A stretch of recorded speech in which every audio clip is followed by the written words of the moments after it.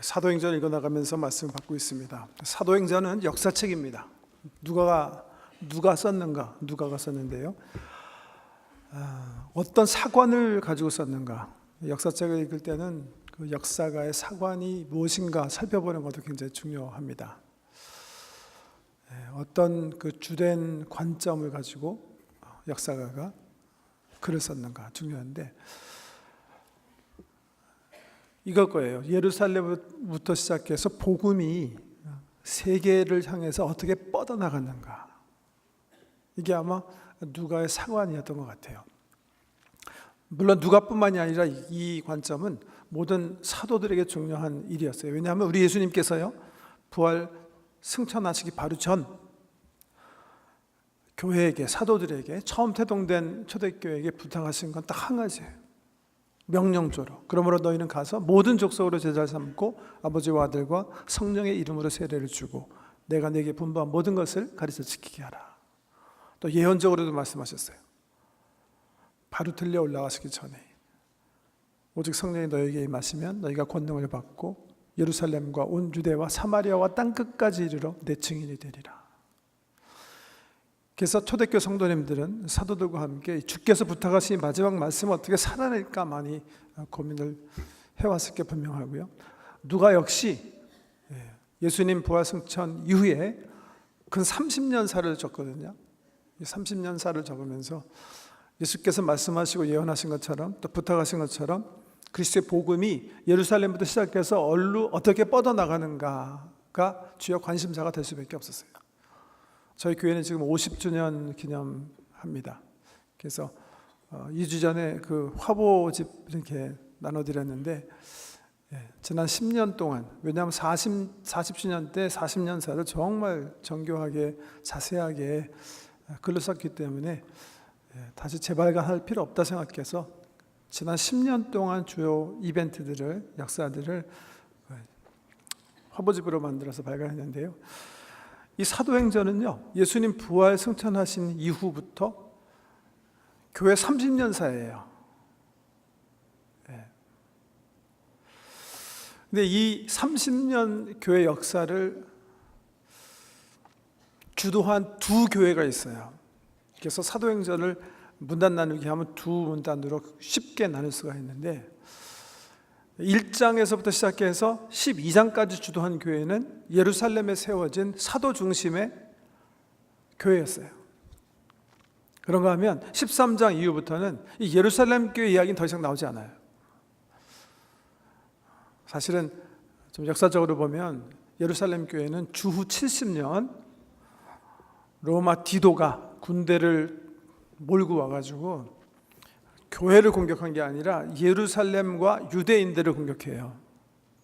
이스라엘 사람들 한번 손 봐야 되겠다 싶어가지고 대군을 이끌고 와서 예루살렘 성전 다 무너뜨려버리고 예루살렘 성을 파괴합니다. 그리고 이스라엘 백성을 흩어버려요. 아마 그 주후 70년에 예루살렘 교회도 같이 거기 있지 못하고 다 흩어져서 뿔뿔이 다른 지역으로 간 것 같아요. 역사의 현장에서는 70년 이후에 예루살렘 교회 얘기는 더 이상 나오지 않습니다. 근데 오늘 기록된 이 13장 이야기는 그 전, 최소한도 한 글쎄요, 주후 한 45년경 이 예루살렘 중심으로 일어났던 복음 전도 운동이 어떻게 안디옥 교회로 옮겨졌고 안디옥 교회 중심으로 새로운 역사가 펼쳐졌는가, 이렇게 우리에게 소개하고 있는 거예요. 아마 예루살렘 교회는 글쎄요, 좀 신학적으로 보면 유대인의 전통에 너무 묶여있기 때문에 뭐 할례 문제, 율법 지키는 문제 이런 데 꽉 이 전통에 묶여있기 때문에 아마 주님께서 자유롭게 세계 선교를 위해서 사용할 수는 없으셨을지도 모르겠어요. 그러기 위해서 사용한 교회가 있습니다. 이게 안디옥 교회입니다. 안디옥 교회. 오늘부터 안디옥 교회가 어떻게 이 세계 선교에 쓰임 받았는가 이제 살펴보게 되겠는데요. 한번 지도를 좀 보여주세요. 초대교회 세 교회가 거기 소개되어 있어요. 구레네에 있는 교회, 알렉산드리아 교회, 예루살렘 교회, 안디옥 교회.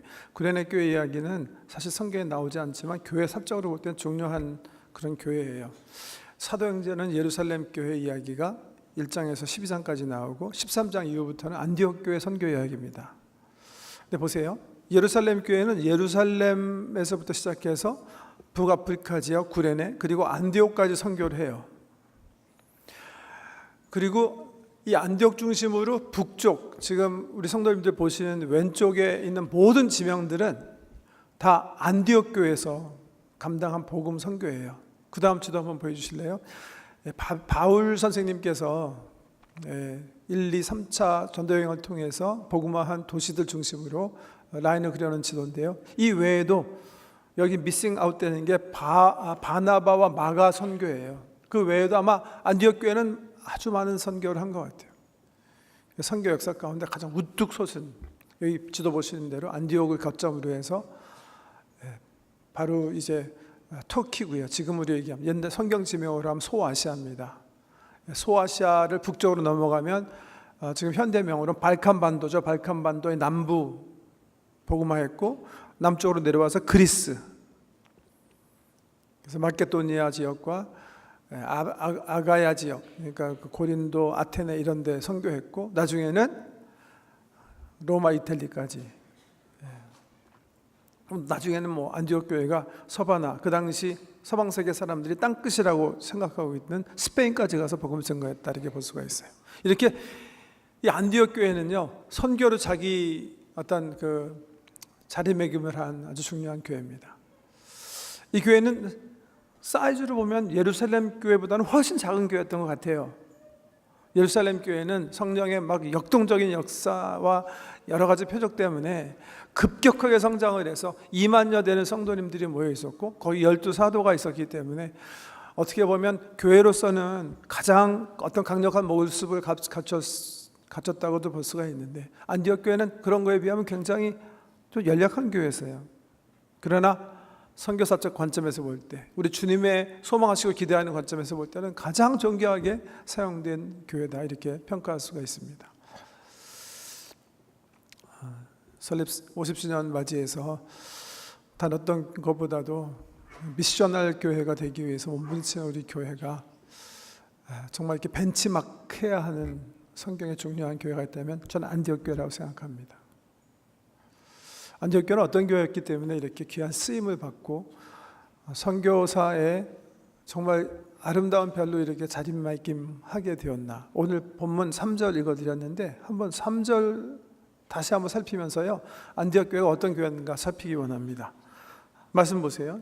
1, 2, 3절 다시 한번 읽습니다. 안디옥 교회에 선지자들과 교사들이 있으니 곧 바나바와 니게르라 하는 시므온과 구레네 사람 루기오와 분봉왕 헤롯의 젖동생 마나엔과 및 사울이라. 주를 섬겨 금식할 때 성령이 이르시되 내가 불러 시키는 일을 위하여 바나바와 사울을 따로 세우라 하시니 이에 금식하며 기도하고 두 사람에게 안수하여 보내니라. 짧은 이 말씀이지만 이 안디옥 교회가 어떤 교회였는지 우리에게 소개해 주는 아주 중요한 말씀입니다. 첫 번째 보면요, 이 교회는 민족이라는 장벽을 넘어서 그리스도 안에서 하나가 된 교회였다, 두드러지게 볼 수 있는 겁니다. 오늘 본 말씀 보시면 이 안디옥 교회 중심되는 교사, 목사와 교사죠.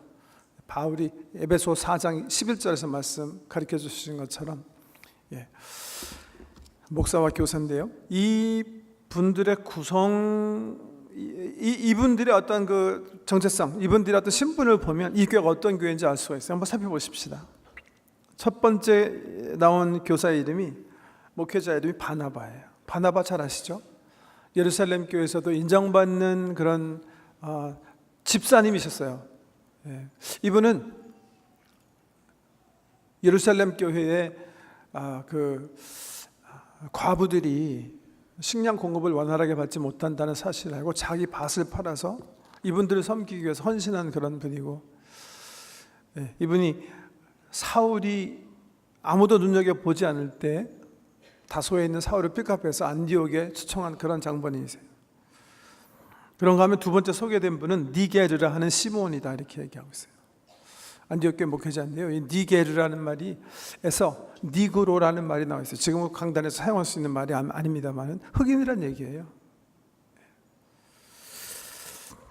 그 다음 소개된 사람이 구레네 사람 루기오예요. 구레네는 어디 있어요? 아까 우리 지도에 나왔었나요? 예, 알렉산드리아, 지금으로 얘기하면 리비아입니다. 리비아. 북부 아프리카의 중앙에 선 나라가 리비아잖아요. 리비아에 있는 도시예요. 그러니까 이분도 역시 흑인이었을 거예요. 그런가 하면 그 다음 소개된 분이 분봉왕 헤롯의 덧동생 마나인이다 이렇게 나왔어요. 분봉왕 헤롯은 어떤 사람이에요? 이 사람이 12사도 가운데 야고보를 죽인 사람이에요. 그리고 베드로를 오게 가다는 사람이고요. 12장에. 근데 이 헤롯과 젖동생, 그러니까 배달은 엄마 밑에서 태어난 동생이란 얘기인데요. 교회 관점에서 보면 원수 가정에서 태어난 그런 사람이 지금 그리스도인이 돼가지고 우리 안디옥 교회 지도자가 되어 있는 거예요. 그런가 하면 그 다음에 소개된 사람 사울입니다. 사울도 역시 전적이 화려하죠. 유대교의 열심을 가지고 기독교를 핍박하고 교인들 잡아놓고 죽이고 스데반 죽이고 등등 전력 있는 이 5살 한번 생각해 보세요. 이게 좀 가능한 픽처입니까? 이게 지금도 아니고 2000년 전에 일어난 일이거든요. 한 교회에 바나바라는 아시아 계통의 하얀 사람과 사울이라는 사람, 교회 원수였던 헤롯의 브라더, 그리고 2명의 흑인. 정말 혁명적인 일인 거예요. 아마 바울은 이 안디옥 교회 이 경험 때문에 갈라디아 교회 편지 쓰면서 자신 있게 이렇게 썼을 거예요. 너희가 예수 그리스도와 함께 세례를 받았으면 헬라인이든지 유대인이든지 종이든지 슬레이브든지 자유인이든지 여자든지 남자든지 다 그리스도 안에서 하나이니라. 같다. 자신 있게 소개할 수 있었을 거예요. 성령이 하나 되게 하신 이 일을 이 안디옥 교회는 살아내고 있었어요. 이게 쉬운 일 아닙니다. 우리 한국 교회 역사에 보면 그런 비슷한 이야기가 있습니다. 우리 한국 교회 초대 교회사에 보면 여러분 백정들이 모이는 교회가 있다는 거 들어보셨나요? 어느 교회죠? 예, 승동교회입니다. 승동교회. 지금 서울에 있는 승동교회는 옛날에는 백정교회다 그렇게 그 별칭을 가지고 있었어요. 왜냐하면 거기 그 목회자가 그 교회를 세우신 분이 누구냐면 사무엘 무어 목사님이세요. 미국 북장로교회에서 파송된 선교사님인데, 예, 맨 처음에 인사동에 교회를 세우셨어요. 예, 그래서 교회를 시작하셨는데 그리스도의 복음이 그거 아니에요. 그리스도 예수 안에서 세례받은 사람은 그리스도의 옷을 입기 때문에 이전에 가지고 있던 신분, 사회적 격차, 남녀 차별 이런 것들 다 뛰어넘어서 하나님 자녀로서의 새로운 옷을 입는다. 그 말 듣고 우리 한국에서 가장 업신여김을 받았던 백정이 전도받고 예수 믿게 된 거예요. 그 소문을 듣고 백정들이 모이기 시작한 거예요. 물론 인사동이니까 양반 동네 아닙니까? 양반들도 있지만 백정들이 오기 시작했어요. 그 소문 듣고 시골에 있는 백정들도 승동교회를 출석하기 시작했대요. 그래서 교회가 부흥하게 되니까 사무엘 무어 선교사님께서 이제 좀 조직적으로 목양해야 되겠다 결정을 하시고 장로 투표를 이제 처음 실시하게 된 거예요.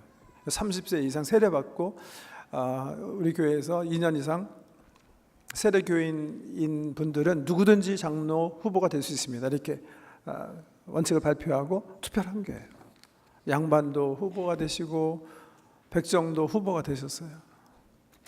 그래가지고 3분의 2 투표를 얻은 분이 장로가 되기로 했는데 딱 한 분 된 거예요. 그분이 박성춘이라고 백정이셨어요. 승동교회는 백정이 첫 장로고 유일한 장로가 된 거예요. 멋있죠? 우리 한국교회 멋있는 교회. 이렇게 끝났으면 되게 좋은데 그렇게 끝나진 않았어요. 왜냐하면 백정이 장로가 되니까 종로 인사동 양반들이 따로 모여서 이럴 수는 없지 않느냐. 아무리 세상이 변하고 복음이 그렇다고 하지만 우리가 어떻게 백정이 장로가 되는 교회에 출석할 수가 있겠느냐. 다는 아니지만 결국 교회가 그것 때문에 분열돼요. 그래서 종로에 또 하나의 교회가 생기는 거예요. 그 교회가 어떤 교회예요? 그게 바로 안동교회예요. 안동. 안동은 뭐 경상도에서도 뭐 유명한 그 스스로 양반이 뭐 자랑하는 동네라고 들었는데 안동교회. 지금 이 사도행전 13장 안디옥 교회는 이거 뭐 20세기에 이런 일이 있는 거 아니에요? 2000년 전, 2000년 전. 종과 자유자. 이런 구분이 엄연한 그런 상황에서 한 교회가 예수 그리스도의 옷으로 갈아입고 하나님의 자녀로 사회적 신분, 민족적 격차 이런 것들을 다 그냥 초월해가지고요 한 공동체를 이루는 모습. 어떻게 가능했을까? 어떻게 가능한 거죠? 그래서 저는 두 번째 이 안디옥 교회의 특징이라고 생각해요. 이 교회는 성령이 충만한 교회. 사람의 힘으로 되지 않아요. 사람의 힘으로 되는 거 아니에요.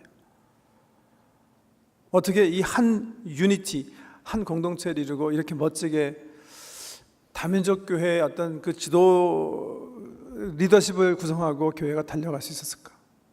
이 교회는 그것을 가능하게 한 성령의 충만하심이 가득한 그런 교회예요. 어디서 볼 수가 있어요? 2절 보세요. 주를 섬겨 금식할 때 성령이 이르시되. 지도자들이 모여서 금식했대요. 왜 금식한 거예요? 우리 아이 이거 어디 좋은 대학 가야 되는데 금식하면서 떼짝 놓고 하나님 우리 아이 이 대학 입학시켜 주세요. 아니면 뭐 우리 애들 뭐 직장 하게 해주세요. 애 뭐 좋은 사람 만나게 해주세요. 이거였나요? 섬겨라는 단어가 되게 중요한 단어입니다, 여러분. 섬긴다는 단어 언제 사용하는 거죠? 여기 보니까 주를 섬겨 금식할 때 이분들이 왜 금식한 거예요? 문자 그대로 하면 예배 때문에 금식했대요. 예배의 사활을 건 거예요. 생명 걸고 예배하겠다는 그런 뜻이에요. 주를 섬겨 금식하는 거예요. 예배를 통해서 하나님 기쁘시게 하기 위해서 금식합니다.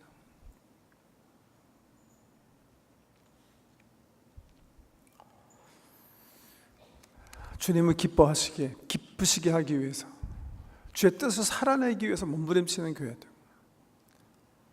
그래서 보세요. 말씀이 충만한 교회죠. 기도가 있는 교회죠. 말씀이 충만한 교회라는 걸 어떻게 알 수 있어요? 이 교회에 세워진 5명의 교사들 보면 알 수 있어요. 이게 우리식으로 하면 이게 소그룹 우리 촌장님들인지 아니면 5명의 목회자가 세워졌다는지. 사도행전 4장 에베소서 4장 11절 이하에 보면 주께서 어떤 사람은 사도로, 어떤 사람은 선지자로, 어떤 사람은 복음 전하는 자로, 어떤 사람은 목사와 교사로 삼으셨으니. 바울 신학에 있어서 목사, 교사는 한 단어거든요. 그렇게 보면 5명의 목회자를 세웠어요. 왜? 말씀 공부하기 위해 세운 거예요.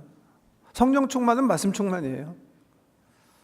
성령 충만을 다른 말로 하면 하나님으로 모든 사람이 충만해지는 게, 다르게 표현하면 하나님 중심적인 그런 인생을 사는 게 성령 충만이에요. 내 속에 내가 있지 않고 하나님의 영이 내 삶을 지배해요. 교우들 영혼 속에 내가 있지 않고 교우가 있지 않고 하나님으로 가득 차 있어요. 하나님의 생각, 하나님 중심으로 가득 차 있어요. 그게 성령 충만이에요. 성령 충만은 무슨 경험적인 거 아니에요. 내 삶에 하나님이 이만큼 계셔가지고 내 삶을 주관해 나가는 거예요. 우리 교회 하나님이 이만큼 계셔서 우리의 모든 삶을 하나님께서 운영해 나가시는 게 성령 충만이에요. 성령이라는 게 하나님이세요. 나는 죽고 하나님만 살아나는 거예요. 주를 섬겨 금식하며 하나님을 살아내기 위한 몸부림입니다. 하나님의 뜻, 하나님의 나라, 하나님의 영광, 하나님의 이름, 이런 것들을 위해서 모든 교회가 하나가 되어 있는 정말 충만한 모습이죠. 금식하며 기도할 때 이거의 결과가 바로 유니티예요. 유니티. 그러니까 혹 우리 가정에서 부부 간에 갈등이 있어요. 또 공동체 내 우리 안에 어떤 분열의 아픔이 있어요. 그럼 해야 될 게 뭐예요? 인위적으로 우리가 노력해야 되나요? 아니라고 생각해요. 정말 말씀과 기도로 나가는 거예요. 금식하며 하나님을 섬기는 거예요. 그럴 때 우리 삶 속에 나타나는 게 뭐예요? 성령의 열매입니다. 열매. 성령의 열매를 소개하면서 바울이 뭐라 그러죠? 사랑입니다. 그렇게 얘기하죠. 사랑은 오래 참는 거거든요. 사랑은 예의를 갖추고 상대에게 대하는 거거든요. 끝까지 선을 도모하는 거거든요. 끝까지 믿어주는 거거든요. 다시 회복해서 다시 그분과 교제하는 것들이거든요. 성령의 열매입니다. 성령의 열매. 성령에 충만한 교회가 정말 그 당시 어떤 공동체도 흉내낼 수 없는 평화의 매너질로 하나가 돼가지고 사회적, 민족적 이런 모든 장벽을 넘어가고 한 공동체 이루고 있는 거예요. 이게 안디옥 교회 모습이고요. 세 번째 두드러지게 나타나는 것은 세상을 사랑하는 교회다, 그렇게 표현하고 싶어요. 하나님께서 세상을 사랑하사 독생자를 주셨으니, 이 교회도 하나님께서 세상을 사랑하신 것처럼 사랑을 사랑해요. 자기를 위해서 존재하지 않고 세상을 위해서 존재하기로 결정한 거예요. 왜? 주를 섬기기 위해서, 주의 뜻을 살아내기 위해서 금식하며 기도할 때 그들에게 음성이 임해요. 주의 뜻이 임해요. 그 뜻이 뭐였어요? 너희 가운데 바나바와 바울을 너희 교회를 위해서 쓰지 말고 내가 명령하는 일에 따로 쓰도록 해라, 이렇게 명령하세요. 글쎄요, 이 5 목회자 가운데 가장 이 안디옥 교회 교우들이 함께 하고 싶었을 사람이 누굴까? 사실 아무도 모르지만 나중에 선교사에서 나타난 영향력을 보면 바나바와 바울이 아니었을까요? 그렇지만 이 안디옥 교회는 주님의 말씀에, 주님의 지시에 토를 달지 않아요. 주님께서 말씀하신 직후 모두 금식하며 기도하며 2 사람 안수하고 파송하는 거예요. 선교 현장으로 아낌없이 자기의 가장 귀중한 것들을 띄어 희생적으로 헌신하는 그런 교회. 3가지 두드러진 특징이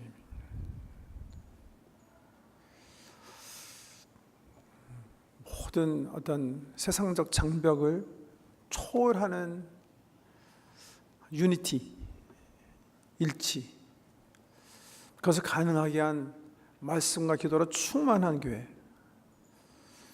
주님의 명령에 순종해서 아낌없이 세상을 사랑하기 위해서 가장 소중한 것을 내어 던지는 그런 교회. 참 귀한 교회라 말하지 않을 수 없습니다. 지난 한 주 동안요, 저는 이렇게 목회하는 사람으로 굉장히 해피했어요. 행복. 왜 행복했냐면 성도님들이 드린 헌금 때문에 해피했어요. 헌금 내신다고 제가 더 사례비 더 받는 건 아닌데,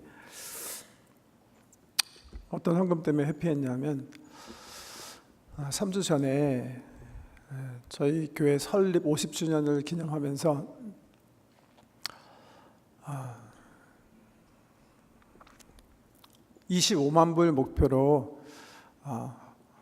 헌금해 주세요, 이렇게 부탁을 드렸었습니다. 원래 예정은 우리 50주년 맞이해서 이제부터 연초에 말씀드린 것처럼 부활주일 헌금은 전액 복음 사업을 위해서 쓰고, 설립 기념 감사 헌금은 우리가 아직 갚아야 할 몰개지가 많기 때문에 건축 몰개지로 쓰고, 또 성탄절 헌금은 옛날에는 설립 기념일 때 했던 것처럼 성탄일에는 주님께서 우리를 찾아오신 것을 기념하면서 우리가 예전에 하던 대로 중국에 있는 고아원, 그리고 월드비전과 함께하는 볼리비아 마을 세우고 고아들 돌보는 이런 일들을 하자 그렇게 결정했었는데, 지난 여름 우리 동포 사회에 정말 중요한 일인 그 요양원 살리기 운동이 대두됐기 때문에 우리가 결심을 하고 성도들이 드린 첫 건축 설립감사 헌금 가운데 첫 10만 불을 요양원 살리기에 헌금을 하고, 또 우리 건축 몰개지 1월 달에 갱신해야 되는 것도 중요하니까 25만 불 목표로 헌금을 하십시다, 그렇게 3주 전에 부탁을 드렸는데, 지난주까지 우리 성도님들이 드린 헌금 액수가 24만 7천 불입니다. 할렐루야. 하나님께 감사하고 우리 성도 여러분께 진심으로 감사를 드립니다. 우리 한옥권에서 20만 4천 불 정도 헌금하셨고요. 영어권에서 이번에 4만 3천 불 헌금해 주셨어요. 그래서 우리 설립 감사 헌금이 총에 24만 7천이 나왔습니다. 얼마나 감사한지 모르고, 목회하는 사람으로 자랑스럽고 하나님께 감사하고 우리 성도분들께 감사합니다. 아직 오늘 또 다음 주 남았으니까 25만 불 3천 불 남았으니까 쉽게 달성하리라 생각하는데요. 자축하는 의미에서 다음 주일은 그냥 점심 그냥 사지 않고 그냥 먹을까 합니다. 결정했어요, 사실은. 자축 행사예요.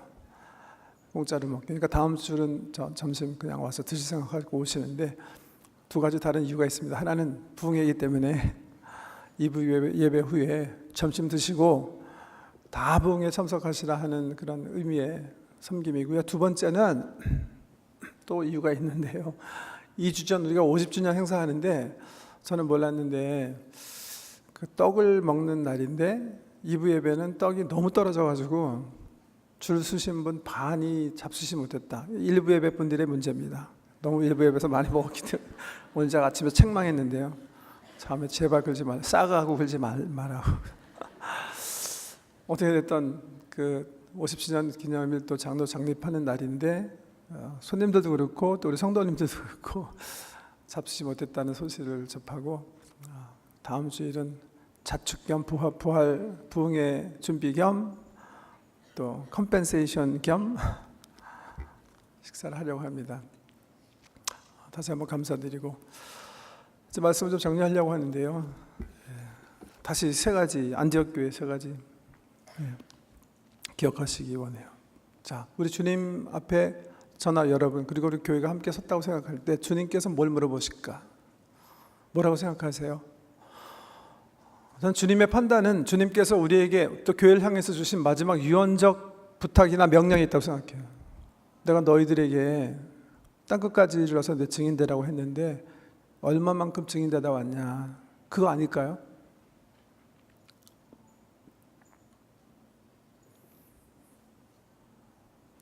얼마나 좋은 건물에서 예배드리다 만날까요? 얼마나 너희 자녀도 성공시켰냐 일까요? 얼마나 많이 세상을 위해서 내가 세상을 품은 것 같이 너희가 세상을 품었냐가 아닐까요? 전 저와 여러분 또 우리 교회가 그런 관점에서 하나님 앞에 우리 주님 앞에 서게 될 때 칭찬받는 교회 되기 원합니다. 그런 의미에서 안디옥 교회가 굉장히 중요한 벤치마크가 되는 거예요. 성령 충만한 교회, 아낌없이 가장 소중한 것들을 세상을 위해서 예수 그리스도의 이름으로 던질 줄 아는 용기, 성령이 하나 되게 하신 것을 힘써 지키며 그리스도의 사랑을 공동체가 세상에 드러내는 그런 행복한 교회, 그런 교회로, 그런 성도로 주님 앞에 서기 원합니다. 칭찬받고 주님 마음 기쁘시게 하는 그런 교회로 우리 50 설립주년 맞은 이 원년에 새롭게 각오하고 달려가면 좋겠어요. 그런 관점에서 이번에 오늘 또 광고 보니까 두 훈련 프로그램 광고가 나와 있는데 둘 다 우리 선교적 삶을 사는데 중요한 프로그램들이에요. 스테반 돌봄 사역은 물론 주변에 아픔을 경험하고 어려움을 경험하시는 분들 돕는 사역이기도 하지만 자기 자신에 대해서 먼저 성찰할 수 있는 그런 중요한 내가 선교의 노래를 부르기 전에 I should be a singer, 싱어를 점검하는 중요한 프로그램이고요. 또 카이로스 프로그램은 세계 교회가 인정하고 모든 교인이 선교 훈련받기를 원하는 탁월한 선교 교실입니다. 이번에 우리 올해 카이로스는 두 번째 우리 교회가 호스트하게 되는데 이번에 하고 나서 언제 호스트할지 몰라요. 그러니까 기회 놓치지 마시고 많이들 훈련 받으시고 주님 원하시는 그런 삶을 향해서 정말 뻗어나가시는 저와 여러분 그리고 교회 되기를 예수의 이름으로 축복합니다.